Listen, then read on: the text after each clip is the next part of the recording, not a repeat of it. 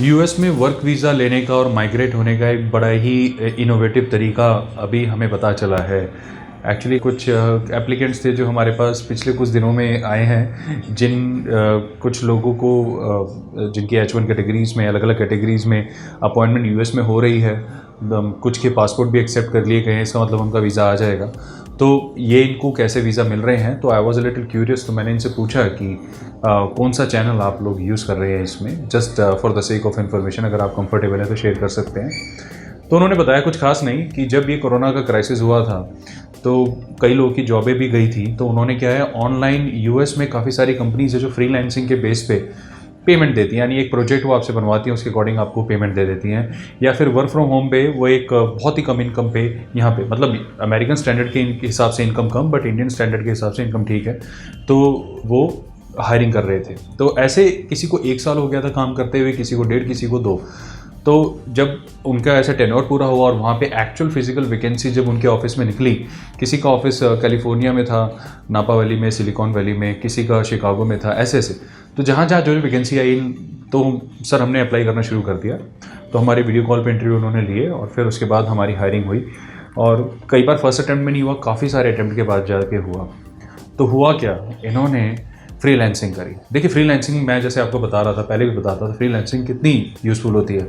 हो सकता है ग्राफिक डिज़ाइनर हो, या फिर हो सकता है कि आप सॉफ्टवेयर बनाते हों या एप्लीकेशन बनाते हों, कुछ भी हो, या फिर आप वेबसाइट्स बनाते हों, यानी कोई ऐसा काम जिसमें फिजिकली हर वक्त ऑफिस में बैठना ज़रूरी ना हो। तो ये फ्रीलांसिंग में आउटसोर्स होते थे काम। जैसे फॉर एग्जांपल लेट्स से एक वेबसाइट, जो एक ई कॉमर्स वेबसाइट अगर यूएस में बनाने जाएँ तो उसका बिल कुछ नहीं जो 3 से $3,500 यूएस डॉलर का स्टार्टिंग प्राइस आएगा। कई बार तो $10,000 भी टच कर जाता है। सेम ई कॉमर्स की जो वेबसाइट है यहाँ पे इंडिया में $1,500 से $2,000 में बन जाती है। मतलब ये भी सब कुछ मिला के, नहीं तो इससे कम भी मिल जाती हैं। तो अब आप ये देखिए, प्राइस डिफरेंस ऑलमोस्ट 50% का है। तो वहाँ पर जिसको ऐसा कुछ बनवाना होता है वो आउटसोर्स कर देता था कि ठीक है, मैं यहाँ से बनवा लेता हूँ, मेरे को 4 वेबसाइट बनवानी है, हर वेबसाइट में $1,500-2,000 मेरे बच रहे हैं, 4 वेबसाइट में 5 वेबसाइट में जाके तो $10,000 मेरे बच जाएंगे, जो मेरे लिए काफ़ी हैं।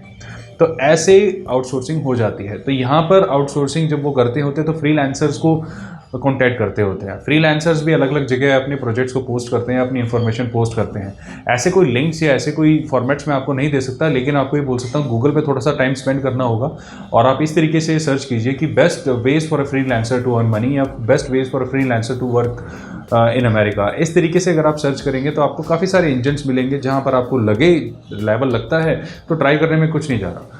तो वहाँ पे उन लोगों ने ऐसे ऐसे फ्रीलांसिंग, किसी के लिए 6 महीने काम किया, किसी के लिए 1 साल के लिए काम किया। और ऐसी एक एप्लीकेंट ने हमें बताया कि इस तरीके से कोई वीडियो प्रोजेक्ट था, कोई वीडियोग्राफर था, कोई यूएस बेस्ड, तो उन्होंने अपना एक प्रोजेक्ट आउटसोर्स किया, बहुत अर्जेंसी में उनको वो करवाना था। तो वहाँ यूएस में उनको कोई रेलेवेंट सर्विस प्रोवाइडर नहीं मिल रहा था अपने बजट में, तो यहाँ से उन्होंने करवाया, तो उनका काफ़ी बजट में भी हो गया। और वही पर्सन इतना इंप्रेस हो गया कि उसने उनको बुला लिया कि आप आके मेरी कंपनी में काम करें। तो ऐसा हो रहा है। अगर आप फ्रीलांसर हैं तो यूएस में माइग्रेट करने के options are very very good. और अगर आपका एक्सपीरियंस है और आप अपने ट्रेड के मास्टर हैं, तब तो काफ़ी फर्टाइल हो जाता है आपका ये जो अपॉर्चुनिटी, आपका जो चांस है बहुत फर्टाइल हो जाएगा। तो ठीक है, हम लोग ये डिस्कस करते हैं कैसे कैसे वहाँ पे अलग अलग लाइसेंस कंसल्टेंट्स हैं जिसके थ्रू हम एक चैनल यूज़ करके, एक चैनलिंग करके वहाँ पे जॉब्स वगैरह लेते हैं, फिर उसके बाद वीज़ा लगाते हैं। वो तरीका है, वो आप करते रहिए। लेकिन अगर आप फ्रीलांसर हैं तो क्यों ना किसी अमेरिकन बेस्ड कंपनी के लिए काम भी शुरू करें। ये तरीका बहुत प्रोडक्टिव है जितना मुझे समझ में आ रहा है, और मैं अपनी काफ़ी रिसर्च करने के बाद ही आपके पास ये इन्फॉर्मेशन लेकर आया हूँ कि एक्चुअल में दिस इज़ ट्रू। लोगों को ऐसे अपॉर्चुनिटी मिल भी रही हैं। आपके नेटवर्क में भी जो खास तौर से आईटी वाले लोग हैं, उनसे पूछिएगा, उनमें से कोई ना कोई ऐसा होगा जो फ्रीलांसिंग में एक्टिवली इन्वॉल्व होगा। और ऐसे केसेस में उनको ऑप्शन मिल भी जाते हैं। जो पार्टीज़ के लिए वो काम कर रहे हैं और वो कंपनीज, वो पार्टीज़ उनसे इंप्रेस भी हो जाती हैं, बहुत अच्छा किफ़ायती काम हो रहा है, तो कई बार वो हायर भी करते हैं। तो ऐसा करने से देखिए, there is nothing to lose. आपको ठीक है, आप उनके लिए काम करेंगे, अर्न भी तो कर रहे हैं, वो भी डॉलर्स में, कितना अच्छा इनकम मिलता है उसमें। सेकेंडली, आपके लिंक्स बनते हैं, एक अमेरिकन बेस्ड कंपनी के अंदर आपकी कॉन्टैक्ट बनते हैं और एक बहुत ही रिलायबल क्लाइंट आपका बनता है। थर्ड, आप अलग से भी, जैसे हम इस चैनल के थ्रू आपको बताते रहते हैं कि कैसे आप यूएस के लिए अपनी माइग्रेशन को स्ट्रॉन्ग कर सकते हैं, अपने चांसेस को, उन कंसल्टेंट्स को यूज़ करके, जो हम आपको अपनी प्रीवियस वीडियोस में बता चुके हैं, आप ट्राई भी करते रहिए। तो ये सारे तरीके यूज़ करते रहिए। तो इससे ये तरीका मेरा फेवरेट इसलिए है क्योंकि यूएस एक्चुअल में थोड़ा सा टफ है, वो इतनी आसानी से अपने वर्क वीज़ा के अप्रूवल नहीं देता। वहाँ पर आपको मैंने पिछली वीडियो में बताया था कितने पापड़ बेलने पड़ते हैं वर्क वीज़ा लेने के लिए। कंपनी को भी बहुत कुछ करना पड़ता है, एप्लीकेंट को तो करना ही पड़ता है, कंपनी को एप्लीकेंट से ज़्यादा करना पड़ता है, और कंपनी को ये सरदर्द नहीं चाहिए, राइट। तो इसलिए बहुत मुश्किल हो जाता है, बट हो रहा है। जहाँ पर पैसे बचते हैं वहाँ कंपनीज पैसे बचाती हैं। अमेरिका का manpower, there is no doubt, काफ़ी एक्सपेंसिव है in contrast with Indian manpower. Indian manpower जो है वो 1/4 ऑफ द प्राइस में कई बार आ जाता है। जो एक प्रोजेक्ट वहाँ पे $1000 का बनता है, यहाँ पे $2500 में बन भी जाता है। तो इतना ह्यूज डिफरेंस जब आ जाता है प्राइस में, तो कंपनीज जो होती हैं अपने प्रोजेक्ट को आउटसोर्स कर देती हैं। और जैसे आपने बताया, बीपीओ इंडस्ट्री जो है, ये आउटसोर्सिंग इंडस्ट्री तो है, सारा आउटसोर्स ही तो हुआ है। टाटा कंसल्टेंसी सर्विसेज भी जो है, ये आउटसोर्सिंग बेस्ड बिजनेस पे तो अपना सारा रेवेन्यू जनरेट करती हैं। तो ऐसी बहुत सारी कंपनीज हैं, इन्फोसिस वगैरह।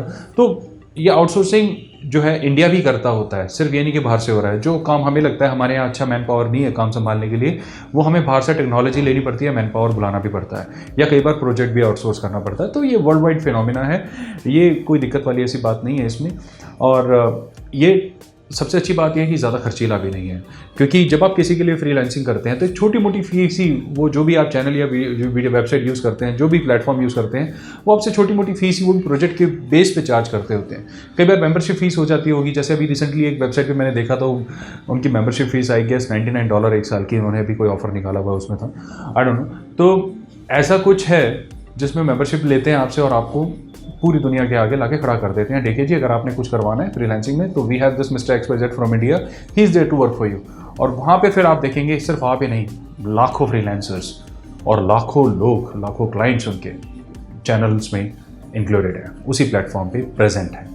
तो ये एक बड़ी अच्छी अपॉर्चुनिटी हो जाती है। इससे आप अर्न भी करते हैं, कॉन्टैक्ट भी जनरेट करते हैं, और फ्यूचर के आप दरवाजे अपने नॉक कर देते हैं उस कंपनी के लिए, फ्यूचर के चांसेस ओपन कर देते हैं, और आपका काम अच्छा होता है तो there are very very bright chances कि फ्यूचर में आपको कॉल भी कर सकते हैं।